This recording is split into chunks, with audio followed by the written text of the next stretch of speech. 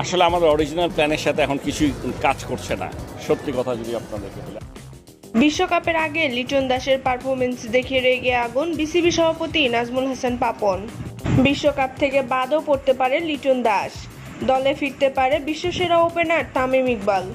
সময়টা ভালো যাচ্ছে না লিটন দাসের।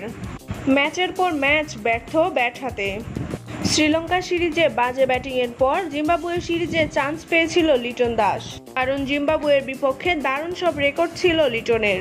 তবে প্রথম ম্যাচে জিম্বাবুয়ের বিপক্ষে হতাশ করেছে লিটন। মাত্র 1 রানে বোল্ড আউট হয়ে লিটন দাস প্রমাণ করলেন বিশ্বকাপে তাকে না রাখাই ভালো। ইতিমধ্যে ওয়ানডে সিরিজ থেকে বাদ পড়েছে লিটন, টেস্টেও থাকবে না আগামী ম্যাচে।